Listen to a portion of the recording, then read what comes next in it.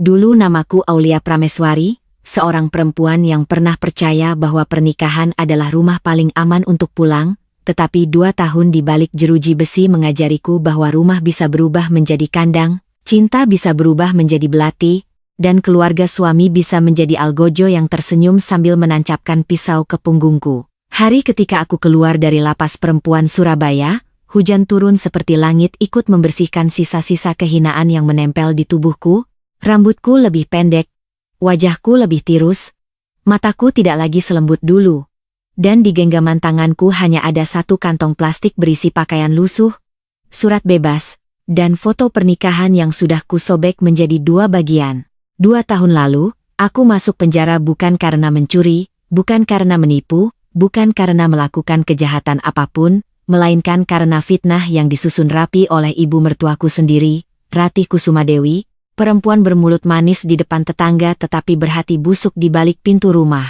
Ia menuduhku menggelapkan uang perusahaan keluarga, memalsukan tanda tangan, dan menjual sertifikat rumah peninggalan orang tuaku, padahal semua itu adalah kebohongan yang ia ciptakan bersama anaknya, suamiku, Arga Mahendra, laki-laki yang dulu bersumpah di depan penghulu akan melindungiku sampai mati. Aku masih ingat malam sebelum hidupku hancur, Ratih datang ke kamarku membawa segelas susu hangat dan berkata dengan lembut, "Aulia, kamu kelihatan lelah. Minumlah dulu, nak." Dan bodohnya aku meminum susu itu tanpa curiga, karena saat itu aku masih menganggapnya ibu kedua. Keesokan paginya polisi datang, pintu rumah diketuk keras.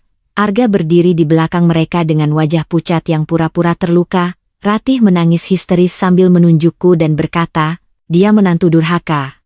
Dia mengkhianati keluarga kami." Aku tidak mengerti apa-apa. Tanganku diborgol, tetangga berkerumun, dan yang paling menyakitkan bukan suara orang-orang yang memanggilku pencuri, melainkan tatapan Arga yang kosong, seolah aku memang pantas dihancurkan. Di persidangan, bukti-bukti palsu muncul seperti hantu.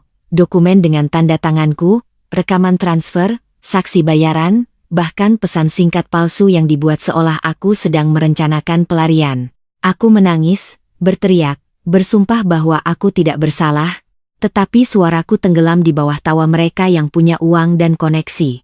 Pengacaraku saat itu tiba-tiba mundur 2 hari sebelum vonis, saksi yang ingin membelaku menghilang, dan Arga berdiri di ruang sidang dengan mata basah palsu sambil berkata, "Saya kecewa, Yang Mulia, tapi sebagai suami saya tetap memaafkan Aulia."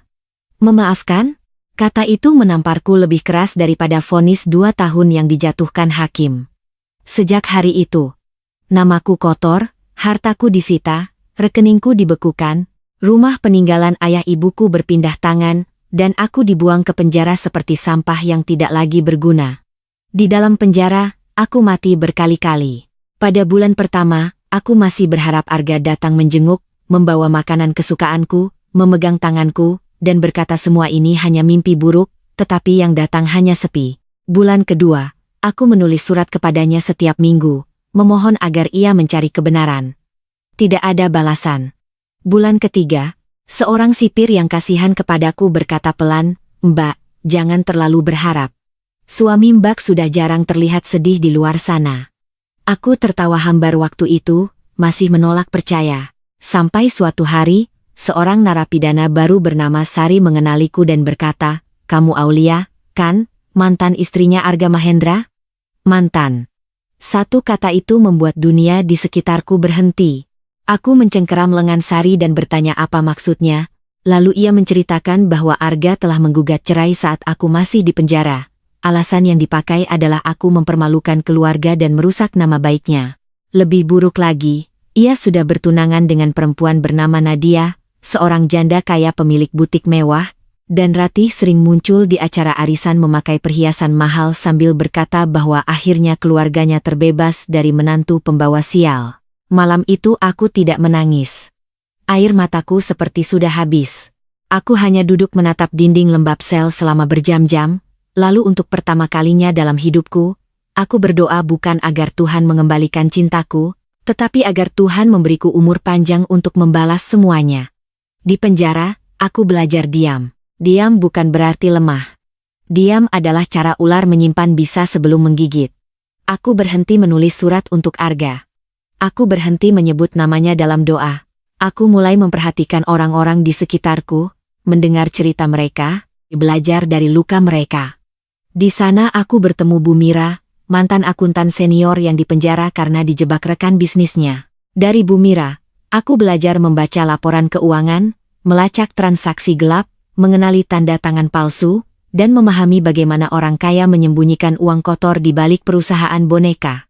Aku juga bertemu Rena, mantan pegawai notaris yang tahu banyak tentang sertifikat tanah, akta jual beli, surat kuasa palsu, dan celah hukum yang sering dipakai untuk merampas properti orang lain. Setiap malam, saat narapidana lain tidur, aku menulis semua yang kuingat tentang dokumen rumahku, rekeningku, perusahaan kecil peninggalan ayahku, dan percakapan mencurigakan Ratih sebelum aku ditangkap.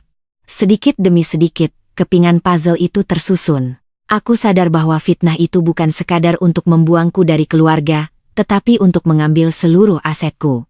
Rumah peninggalan orang tuaku yang dulu ditaksir bernilai miliaran rupiah, tabungan deposito atas namaku, saham kecil di perusahaan distribusi ayahku, bahkan asuransi pendidikan adikku yang sudah meninggal, semuanya lenyap dalam waktu 6 bulan setelah aku masuk penjara. Ratih tidak hanya ingin aku hilang. Ia ingin aku hancur, miskin, tidak punya suara, tidak punya tempat pulang. 2 tahun kemudian, ketika pintu penjara terbuka dan aku melangkah keluar, aku bukan lagi Aulia yang dulu. Aku tidak punya rumah, tidak punya keluarga, tidak punya suami, tetapi aku punya satu hal yang tidak mereka perhitungkan. Ingatan yang tajam dan dendam yang sangat sabar. Orang pertama yang menungguku di luar bukan Arga, bukan kerabat, bukan teman lama, melainkan Bu Mira yang sudah bebas 6 bulan lebih dulu. Ia berdiri di bawah payung hitam, mengenakan kemeja rapi, lalu tersenyum tipis. "Kamu siap pulang?" tanyanya. Aku menatap jalanan basah di depan lapas dan menjawab, "Aku tidak punya rumah lagi."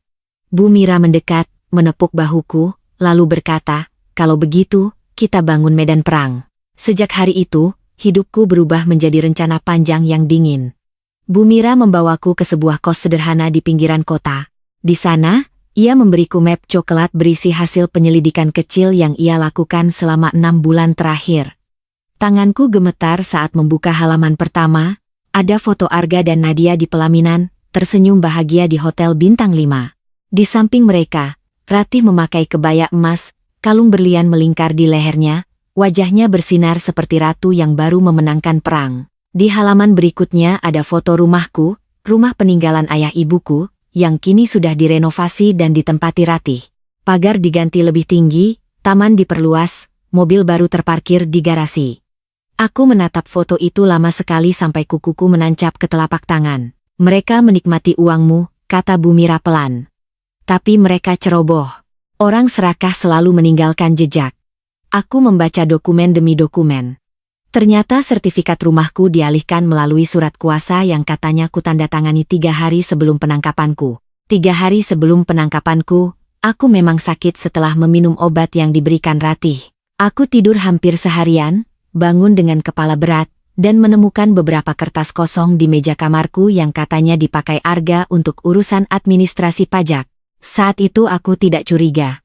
Sekarang aku tahu, tanda tanganku dicuri, dipindai, ditempel, dan dipalsukan. Rekeningku dikuras melalui beberapa transaksi bertahap ke perusahaan bernama PT Sinar Abadi Konsultan, perusahaan yang ternyata terdaftar atas nama sepupu Ratih.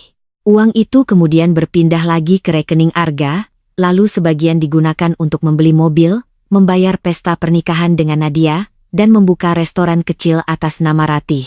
Semua terlihat rapi bagi orang awam, tetapi bagi Bu Mira, jejak itu seperti benang merah yang tinggal ditarik. "Kita butuh bukti asli," kataku. Bu Mira mengangguk. "Dan kita butuh orang dalam." Orang dalam itu datang seminggu kemudian, namanya Dimas, mantan sopir keluarga Mahendra.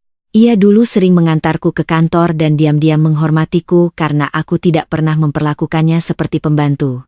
Setelah aku di penjara, ia dipecat Ratih karena dianggap terlalu banyak tahu. Dimas datang ke kosku dengan wajah ragu, tetapi ketika melihatku, matanya berkaca-kaca. "Bu Aulia, saya kira ibu sudah tidak mau kembali." Aku tersenyum tanpa kehangatan. Aku kembali untuk mengambil semuanya. Dimas menelan ludah, lalu dari tasnya ia mengeluarkan flash disk kecil. Saya menyimpan ini karena saya takut suatu hari mereka membunuh saya juga. Di dalam flash disk itu ada rekaman CCTV dari rumah lama sebelum sistem keamanan diganti. Rekaman itu memperlihatkan Ratih masuk ke ruang kerjaku tengah malam bersama seorang pria berseragam notaris palsu, membuka laci, mengambil beberapa dokumen, lalu Arga datang membawa stempel dan map hitam. Ada juga rekaman suara dari ponsel Dimas, saat Ratih menelepon seseorang dan berkata, pastikan tanda tangannya mirip. Setelah Aulia masuk, semua harta itu aman. Arga akan cerai, lalu menikah lagi. Perempuan bodoh itu tidak akan bisa melawan dari penjara. Aku mendengarkan rekaman itu tanpa berkedip. Suara Ratih yang dulu memanggilku, "Nak," kini terdengar seperti suara iblis yang akhirnya membuka wajah aslinya. "Kenapa kamu tidak menyerahkan ini dulu?"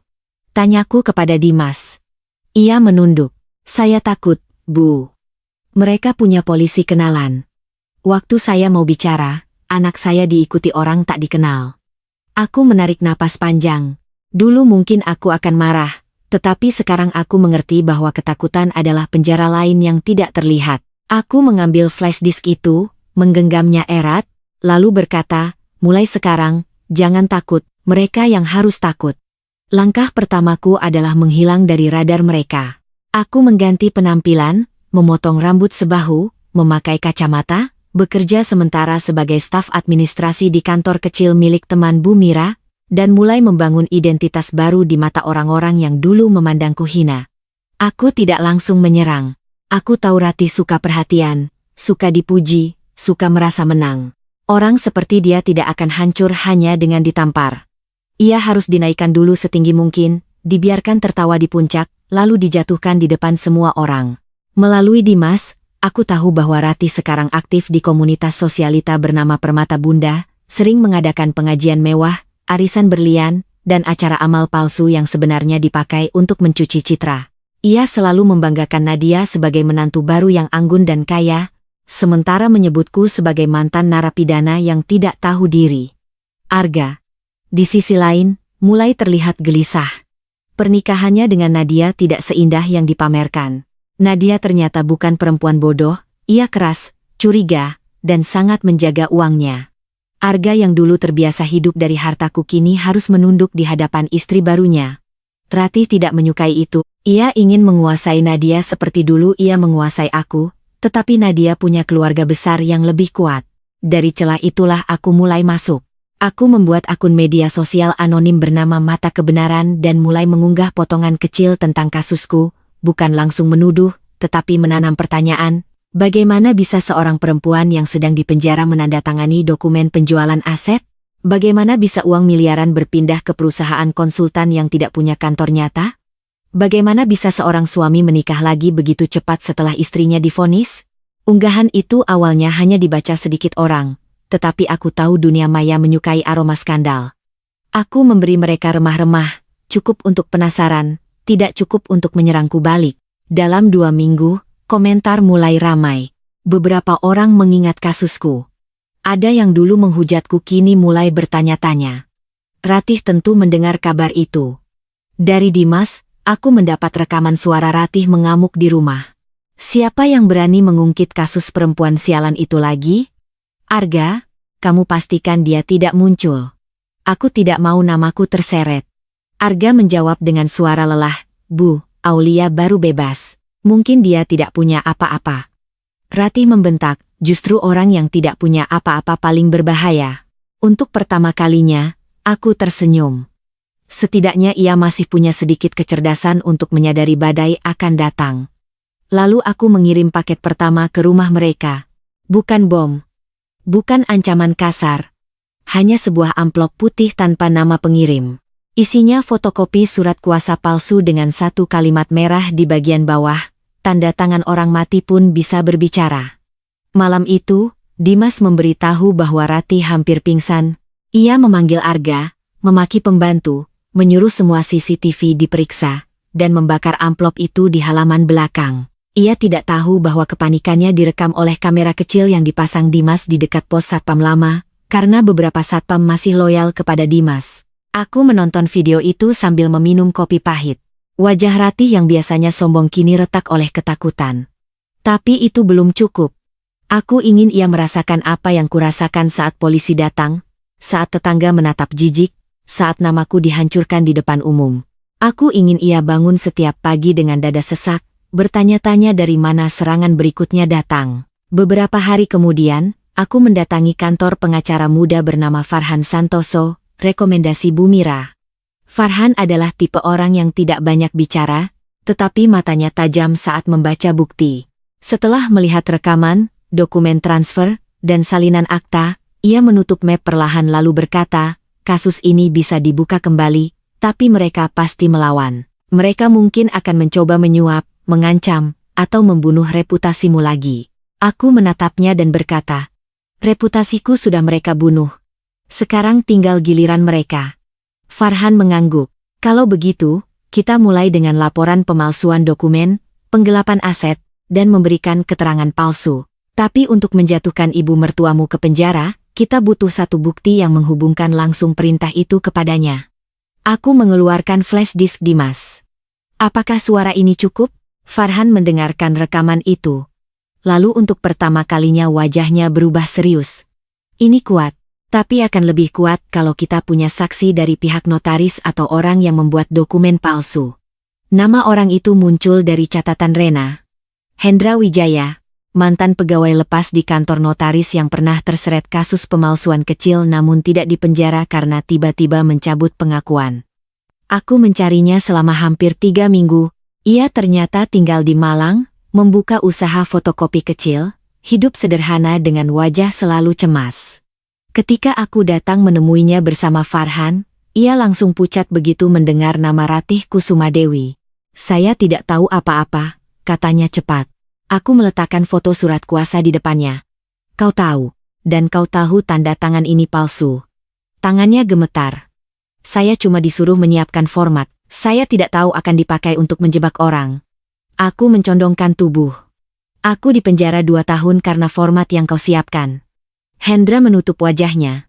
Untuk sesaat, aku melihat bukan penjahat besar, melainkan tikus kecil yang ikut menggigit karena dijanjikan keju. Ia mengaku bahwa Ratih membayar seseorang untuk membuat surat kuasa, Arga membawa contoh tanda tanganku, dan seorang oknum di kantor notaris membantu melegalisasi dokumen itu.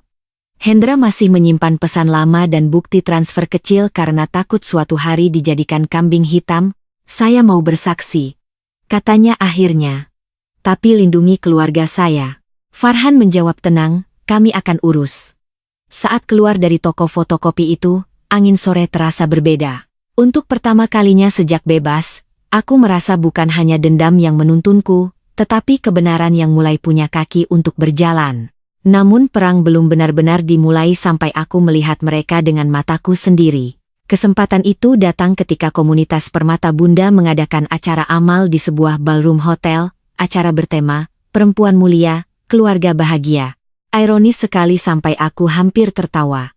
Ratih menjadi ketua panitia, Nadia menjadi sponsor utama, dan Arga hadir sebagai suami teladan.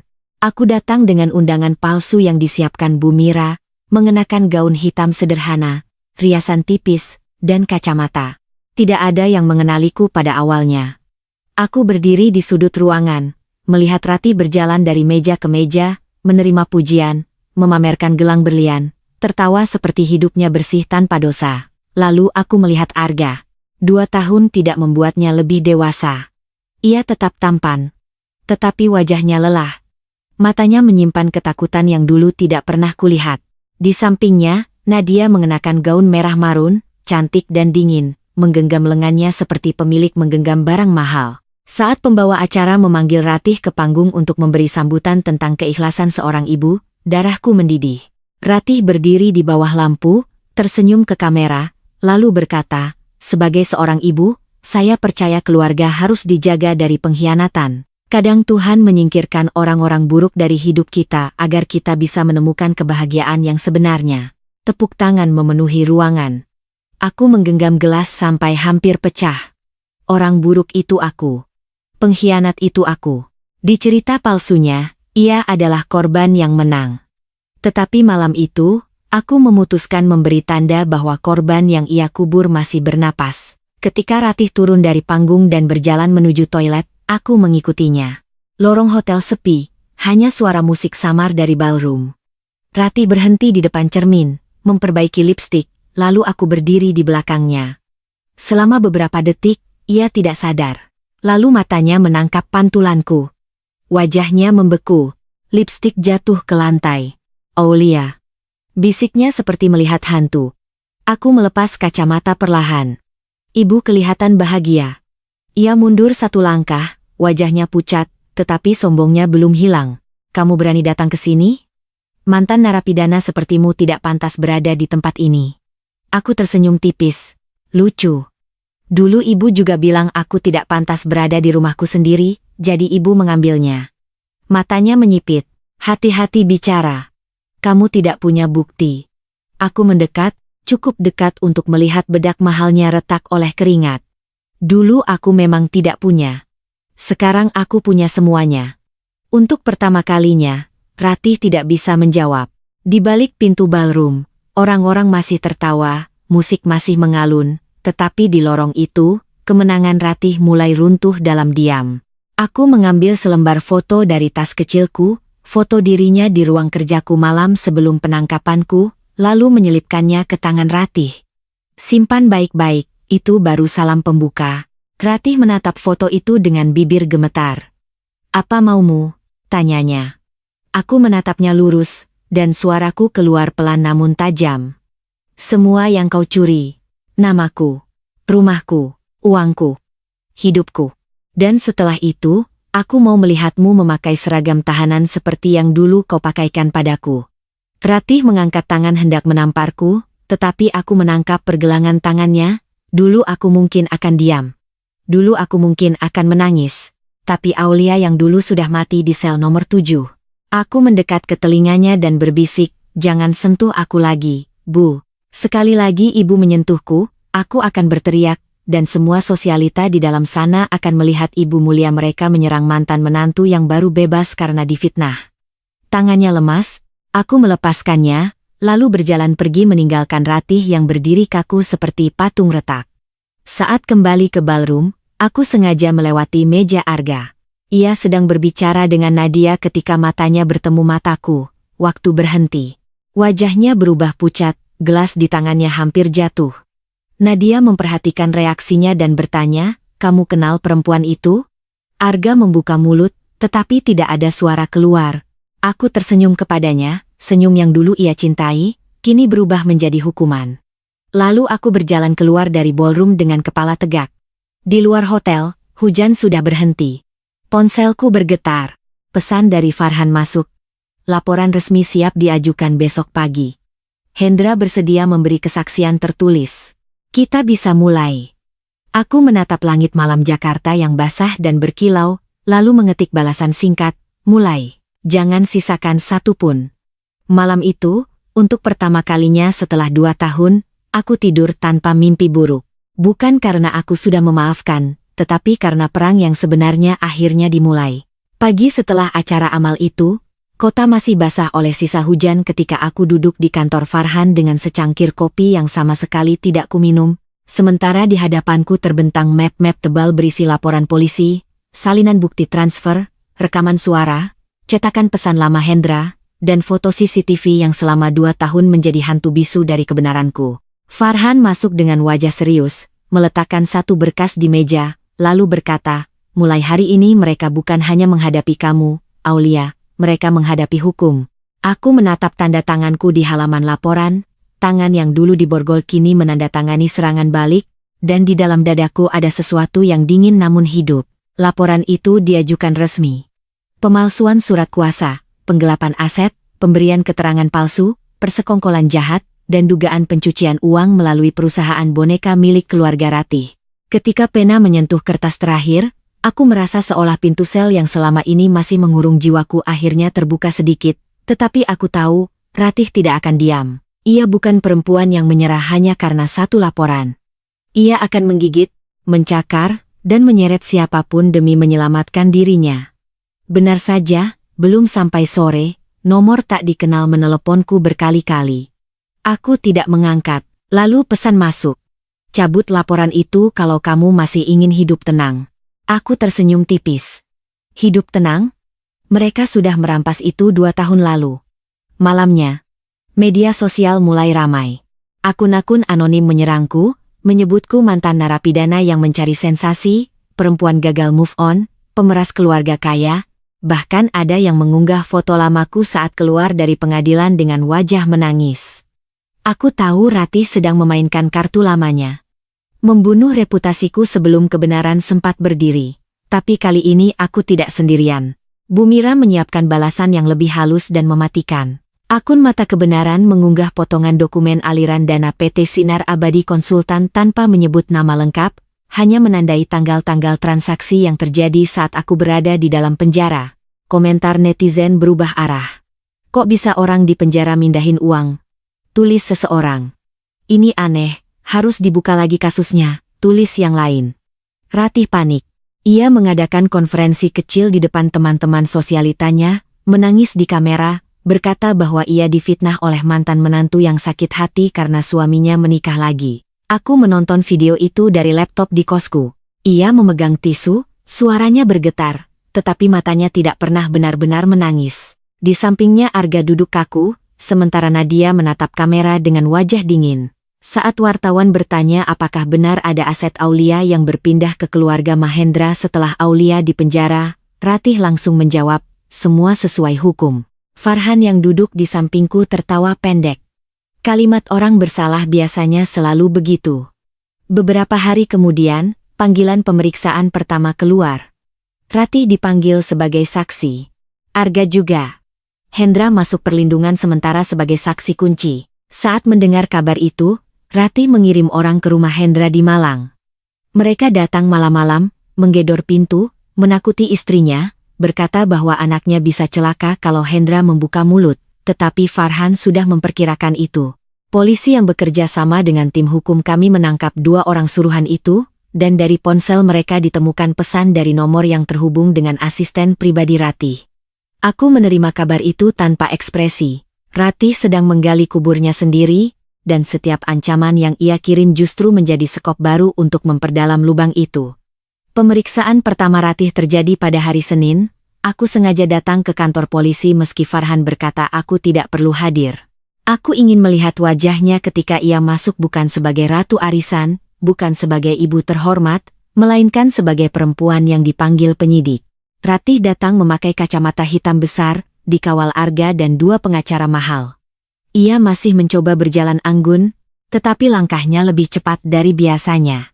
Saat melihatku di ruang tunggu, ia berhenti. Kacamata hitamnya turun sedikit, memperlihatkan mata merah karena kurang tidur. "Kamu puas?" katanya pelan. Aku berdiri, menatapnya tanpa takut. "Belum."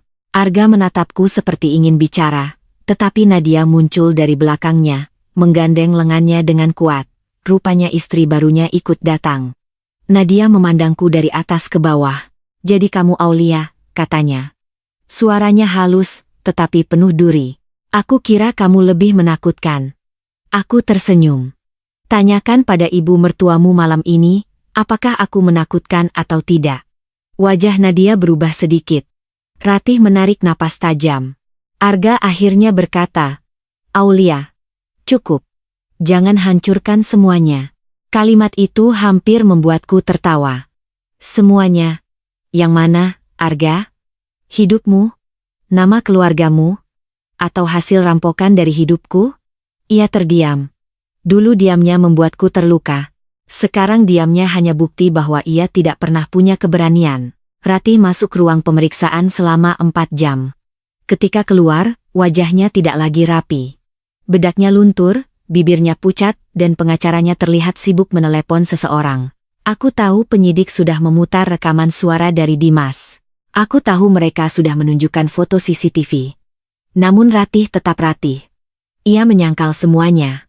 Ia berkata rekaman itu dipotong. Foto itu hasil manipulasi, Hendra adalah saksi bayaran, Dimas dendam karena dipecat, dan aku hanya ingin memeras. Tetapi semakin banyak ia bicara, semakin banyak celah terbuka.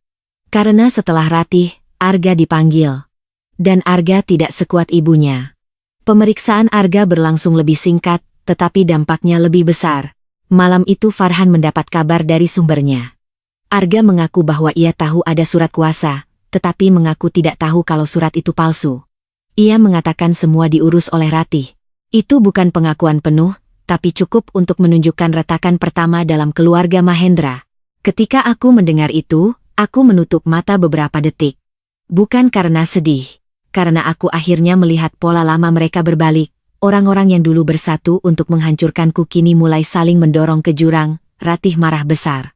Dimas mengirim rekaman dari salah satu orang rumah yang masih diam-diam membencinya. Dalam rekaman itu, suara Ratih melengking, "Kamu anak bodoh, kamu mau menjual ibumu sendiri?"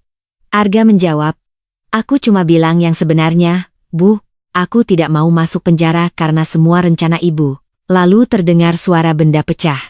Aku memutar rekaman itu 2 kali, bukan untuk menikmati penderitaan mereka, tetapi untuk memastikan bahwa ketakutan mulai bekerja lebih baik daripada dendamku sendiri.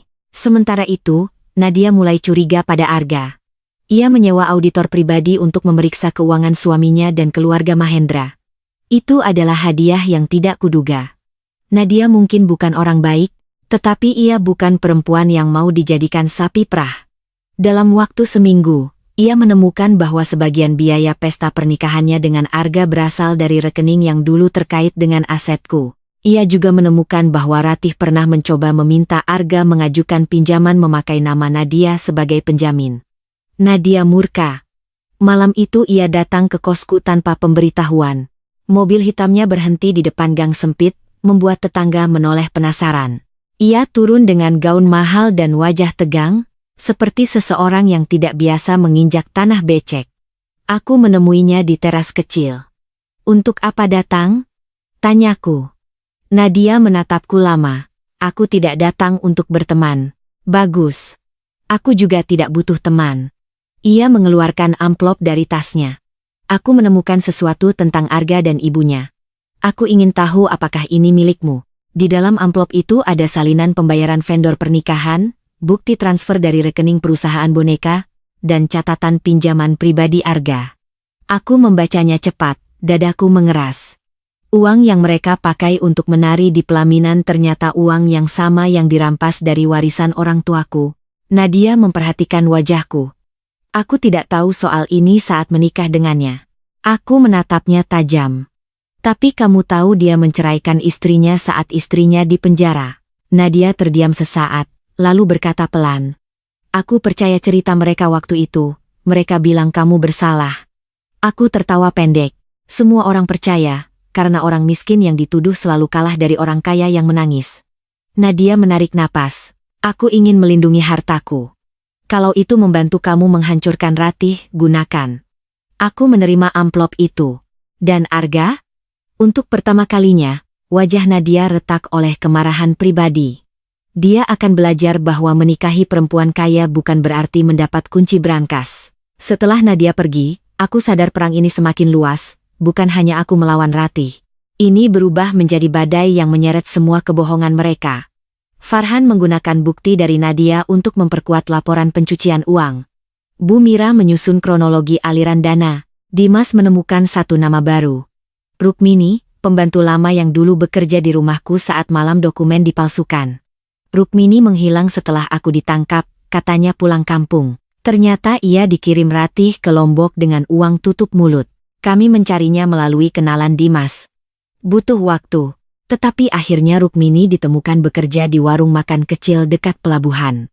Saat pertama kali ditelepon, ia menangis. "Saya berdosa sama Bu Aulia," katanya. Aku menggenggam ponsel kuat-kuat. Rukmini menceritakan bahwa malam sebelum aku ditangkap, ia melihat Ratih mencampurkan sesuatu ke susu yang diberikan kepadaku. Ia juga melihat Arga membawa ibu jariku yang ditempelkan ke bantalan tinta saat aku setengah sadar untuk cap jempol pada beberapa dokumen. Mendengar itu, tubuhku dingin. Jadi bukan hanya tanda tangan. Mereka bahkan mengambil cap jempolku saat aku tidak sadar. Pengkhianatan Arga lebih busuk dari yang kubayangkan. Selama ini sebagian kecil diriku masih ingin percaya bahwa ia hanya lemah di bawah tekanan ibunya. Tetapi malam itu, sisa belas kasihan terakhir untuknya mati. Rukmini bersedia bersaksi asal dilindungi. Farhan segera mengatur kedatangannya. Namun Ratih bergerak lebih cepat. 2 hari sebelum Rukmini dijadwalkan ke Jakarta, warung tempatnya bekerja dilempari batu oleh orang tak dikenal. Rukmini ketakutan dan hampir membatalkan kesaksiannya. Aku meneleponnya langsung. "Bu Rukmini," kataku pelan, 2 tahun lalu saya sendirian. Saya tidak punya siapapun yang berani bicara. Kalau sekarang ibu mundur, mereka akan menang lagi." Di ujung sana, ia menangis terseduh-seduh. "Saya takut, Bu." "Saya juga takut," jawabku jujur. "Tapi saya lebih takut kalau perempuan seperti Ratih terus hidup bebas dan menghancurkan orang lain." Lama sekali ia diam. Lalu ia berkata, "Saya akan datang." Kedatangan Rukmini menjadi titik balik. Kesaksiannya membuat penyidik membuka kemungkinan adanya pembiusan dan pemalsuan persetujuan. Rekam medis lamaku dari klinik keluarga dicari kembali. Awalnya catatan itu hilang. Tentu saja hilang. Tetapi Bu Mira menemukan bahwa klinik tersebut pernah mengganti sistem digital, dan arsip lama masih tersimpan di server cadangan. Dari sana muncul data bahwa sehari sebelum penangkapanku, aku pernah dibawa Arga ke klinik dalam kondisi lemas, dan dokter mencatat adanya zat penenang dalam tubuhku, tetapi catatan itu tidak pernah dilampirkan ke persidangan lama. Nama dokter itu, Dr. Samuel, kini bekerja di rumah sakit lain. Saat ditemui Farhan, ia mengaku dulu diminta Arga untuk tidak banyak bicara karena urusan keluarga. Ia merasa bersalah, tetapi tidak tahu bahwa aku kemudian dipenjara. Satu lagi saksi, satu lagi batu jatuh ke kepala Ratih. Tekanan publik makin besar. Beberapa media mulai mengangkat kasusku sebagai kemungkinan salah vonis. Wajahku kembali muncul di berita, tetapi kali ini bukan sebagai pencuri, melainkan sebagai perempuan yang mencari keadilan setelah 2 tahun di penjara karena fitnah keluarga suami. Tetangga lama yang dulu mencibir mulai mengirim pesan. Ada yang meminta maaf, ada yang pura-pura mendukung sejak awal. Aku tidak membalas. Maaf mereka tidak bisa mengembalikan 2 tahun hidupku. Di tengah semua itu, Ratih melakukan langkah paling bodoh, ia datang ke kosku malam-malam. Tidak sendiri. Ia membawa Arga. Hujan turun deras, seperti malam saat aku bebas. Ketukan pintu terdengar kasar. Bu Mira sedang keluar, jadi aku membuka pintu sendiri dengan ponsel yang sudah merekam di saku. Ratih berdiri di depan, basah sedikit, tetapi masih memakai parfum mahal. Arga di belakangnya terlihat kacau. "Kita bicara baik-baik," kata Ratih. Aku bersandar di kusen. "Ibu tahu caranya bicara baik-baik?" Ia menahan marah. "Berapa yang kamu mau?" Aku menatapnya. "Apa?" Ratih membuka tas dan mengeluarkan map. "Uang. Kami bisa kasih uang. Kamu cabut laporan, pergi dari kota ini, mulai hidup baru. Bukankah itu yang kamu butuhkan? Kamu tidak punya siapa-siapa, Aulia." Arga menatap lantai. Aku memandang laki-laki yang dulu kusebut suami. "Kamu setuju ibumu menyuapku?" Ia berbisik. Aku cuma ingin semua selesai. Sesuatu dalam dadaku meledak, tetapi suaraku tetap tenang. 2 tahun lalu aku juga ingin semua selesai saat aku berteriak di ruang sidang bahwa aku tidak bersalah. "Kamu mendengarku?" Arga mengangkat wajah. Matanya basah. "Aku takut, Aulia. Aku juga takut di penjara, Arga. Tapi aku tidak menjual orang yang kucintai." Ratih menyela dengan suara tajam, "Cukup drama miskinmu. Kamu pikir kamu bisa menang? Kami masih punya nama, punya uang, punya orang. Kamu hanya bekas narapidana." Aku melangkah mendekat. "Kalimat itu harus ibu ingat baik-baik. Nanti saat ibu memakai baju tahanan, ibu akan tahu rasanya dipanggil bekas manusia." Ratih kehilangan kendali. Ia mendorongku. Aku sengaja tidak melawan. Tubuhku membentur meja kecil, gelas jatuh pecah, dan saat itu aku berteriak cukup keras hingga tetangga keluar. Arga panik. "Bu, sudah." Ratih baru sadar ketika melihat beberapa orang merekam dari luar pagar. Aku mengangkat ponselku dari saku. "Terima kasih sudah datang dan menawarkan suap sambil mengancam korban." Wajah Ratih memutih. Ia mencoba merebut ponselku, tetapi tetangga sudah mendekat. "Ada apa, Mbak?" tanya salah satu ibu kos. Aku menatap Ratih dan berkata keras, "Tidak apa-apa, Bu. Mantan ibu mertua saya datang menyuap agar saya mencabut laporan pemalsuan dokumen." Bisik-bisik langsung menyebar. Ratih menarik Arga pergi dengan wajah terbakar malu. Video itu viral keesokan harinya. Bukan dari akunku, tetapi dari tetangga kos yang mengunggahnya. Ratih yang selama ini tampil sebagai perempuan terhormat terlihat mendorong mantan menantunya yang baru bebas dari penjara. Publik marah. Komunitas Permata Bunda mulai menjauh. Sponsor acara Amal meminta klarifikasi. Restoran Ratih mendapat ulasan buruk. Nadia menggunakan kesempatan itu untuk meninggalkan rumah Arga dan kembali ke apartemen pribadinya. Dalam 1 minggu, dunia Ratih yang penuh kilau mulai retak dari semua sisi, tetapi kehancuran sosial belum cukup. Aku ingin jeruji besi. Dan jalan ke sana akhirnya terbuka ketika Farhan menerima hasil forensik tanda tangan dan cap jempol. Hasilnya jelas. Tanda tangan pada surat kuasa bukan goresan langsung, melainkan reproduksi digital. Cap jempol memang milikku, tetapi kemungkinan diambil saat aku tidak dalam kondisi sadar karena tekanan pola tidak natural dan tinta tersebar tidak merata. Ditambah kesaksian Rukmini dan catatan medis, kasus lamaku resmi diajukan untuk peninjauan kembali. Saat Farhan memberitahuku, aku duduk diam lama sekali. Peninjauan kembali. 2 kata itu terdengar seperti pintu besar yang selama ini terkunci dari luar. Aulia, kata Farhan lembut. Ini belum akhir, tapi ini jalan untuk membersihkan namamu. Aku menatap berkas itu, lalu air mata jatuh tanpa bisa kutahan. Bukan tangis lemah. Bukan tangis kalah. Ini tangis seorang perempuan yang akhirnya melihat namanya berjalan pulang dari kuburan fitnah. Sementara itu, Arga mulai runtuh. Ia mengirim pesan padaku berkali-kali, meminta bertemu tanpa Ratih.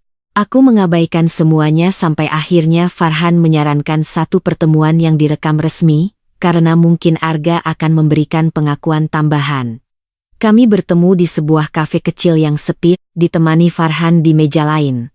Arga datang dengan wajah kusut, janggut tipis, mata cekung. Tidak ada lagi laki-laki tampan percaya diri yang dulu menikah lagi di hotel mewah. Ia duduk di depanku, tangannya gemetar. Aulia, katanya. Aku minta maaf. Kata itu jatuh di meja seperti koin palsu. Aku menatapnya tanpa berkedip. Untuk yang mana? Membiusku? Mengambil kap jempolku? Menceraikanku saat aku di penjara? Menikah dengan uangku? Atau membiarkan ibumu menyebutku sampah? Air matanya jatuh. Aku tidak tahu akan sejauh itu. Bohong. Ia menggigit bibir. Ibu bilang kalau kamu tetap memegang aset itu, keluarga kami akan selamanya di bawah bayang-bayangmu. Ibu bilang kamu terlalu kuat, terlalu mandiri, dan suatu hari kamu akan meninggalkan aku. Aku bodoh. Aku tertawa pelan, sangat pelan. Kamu bukan bodoh, Arga. Kamu pengecut. Ia menunduk. Aku bisa bantu kamu. Aku bisa bersaksi bahwa ibu yang merencanakan semuanya. Aku diam. Inilah momen yang mungkin dulu kuimpikan. Arga berlutut, menyesal, memihakku. Tetapi sekarang rasanya hambar. Kenapa sekarang? Tanyaku. Ia mengusap wajah. Karena Nadia akan menceraikanku. Karena polisi mungkin menetapkanku sebagai tersangka. Karena ibu menyalahkanku. Aku mengangguk. Jadi bukan karena kebenaran. Karena kamu takut. Ia tidak menjawab. Aku berdiri. Bersaksilah kalau kamu mau. Tapi jangan kira itu menebus apapun. Arga meraih tanganku. Refleks tubuhku menegang. Aulia. Apa tidak ada sedikit pun sisa cinta? Aku menatap tangannya di pergelangan tanganku, lalu melepaskannya perlahan. Cinta itu mati di hari kamu berdiri di pengadilan dan menyebutku aib dengan mata pura-pura sedih. Aku meninggalkan kafe tanpa menoleh.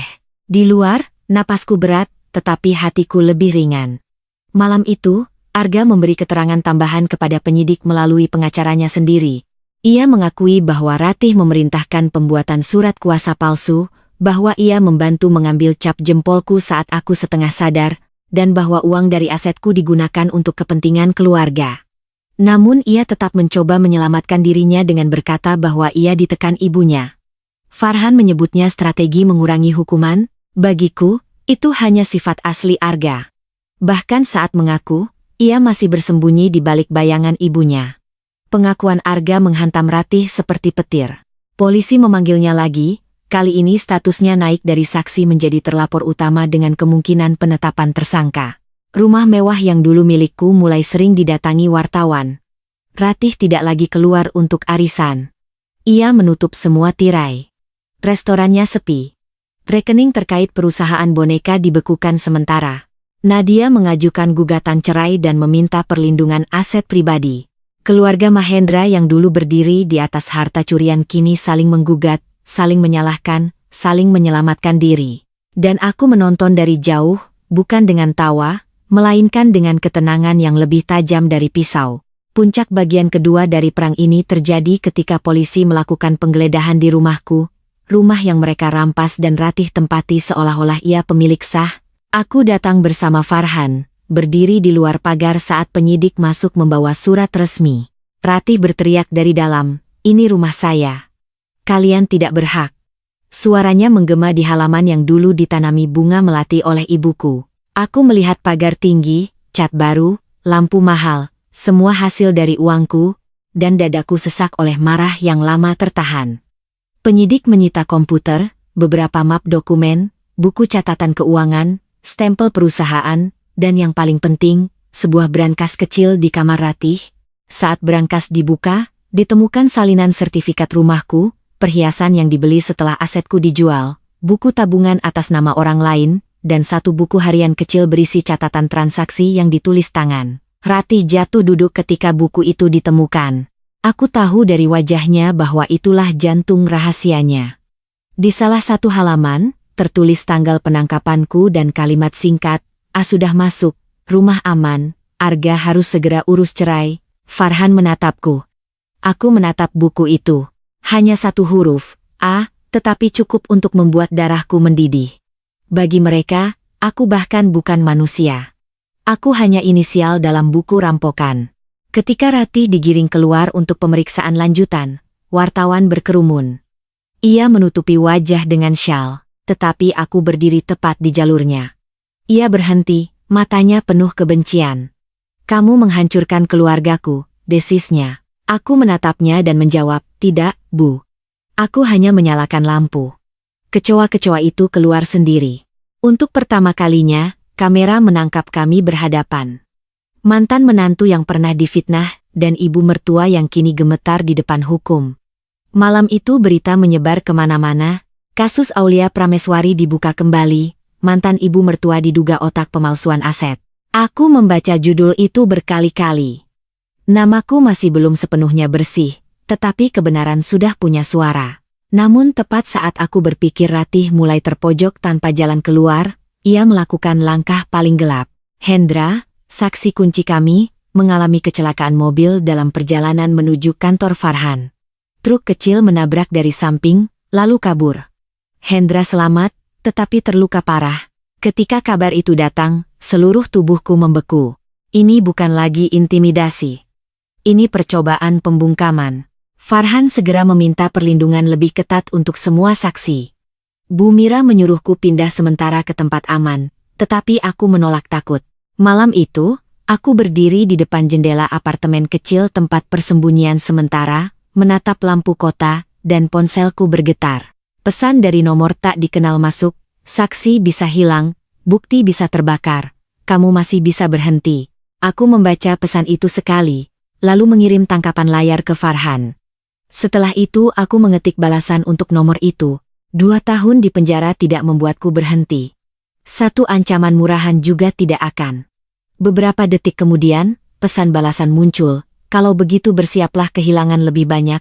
Aku menatap layar itu, dan untuk sesaat bayangan sel penjara kembali menyerangku, suara pintu besi, bau lembab, malam tanpa harapan.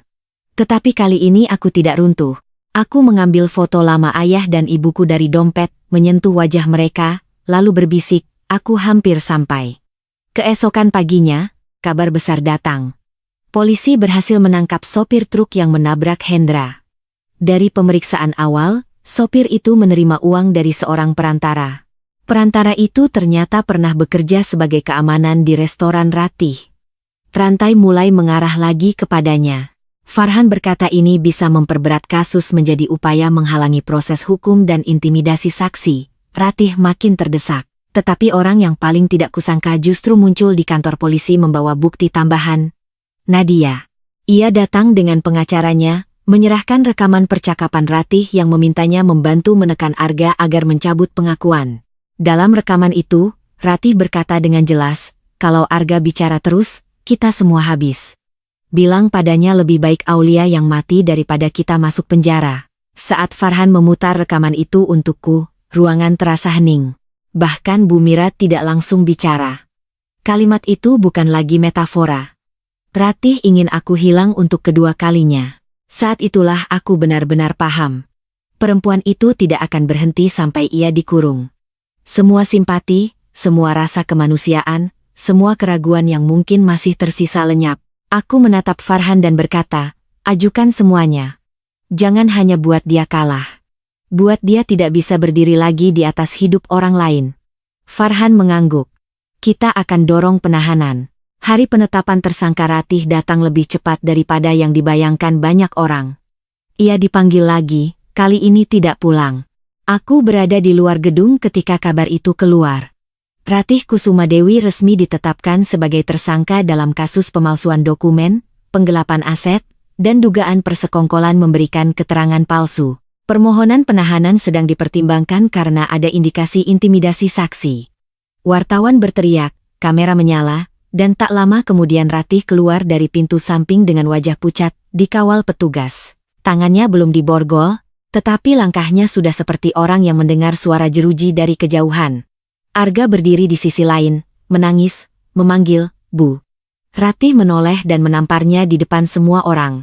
Anak tidak berguna, teriaknya. Kamera menangkap semuanya. Itulah keluarga yang dulu menghancurkanku atas nama kehormatan. Seorang ibu yang menampar anaknya sendiri saat rahasia mereka terbuka, seorang anak yang menangis bukan karena menyesal, tetapi karena tempat berlindungnya runtuh. Aku berdiri di seberang jalan, tidak mendekat. Ratih melihatku. Untuk sesaat, keramaian menghilang dari matanya. Hanya ada aku dan dia. Dulu ia melihatku di borgol dan tersenyum, sekarang aku melihatnya digiring dan diam. Ia berteriak, Aulia, ini belum selesai. Aku mengangguk pelan. Memang belum Bu, ini baru setengah jalan. Saat mobil polisi membawanya pergi untuk pemeriksaan lanjutan, hujan turun lagi, tipis dan dingin. Arga jatuh duduk di trotoar, Nadia berjalan pergi tanpa menoleh, wartawan mengejar berita. Dan aku berdiri di bawah langit kelabu dengan hati yang tidak lagi gemetar. Rumahku belum kembali. Namaku belum sepenuhnya dipulihkan. Ratih belum benar-benar masuk sel. Tetapi dinasti kecil yang dibangun dari fitnah, uang curian, dan air mataku akhirnya mulai runtuh satu persatu. Dan aku tahu, di bagian akhir nanti, aku tidak hanya akan mengambil kembali semua milikku. Aku akan memastikan mereka semua mengingat namaku bukan sebagai perempuan yang mereka kubur, tetapi sebagai badai yang datang dari kuburan itu sendiri.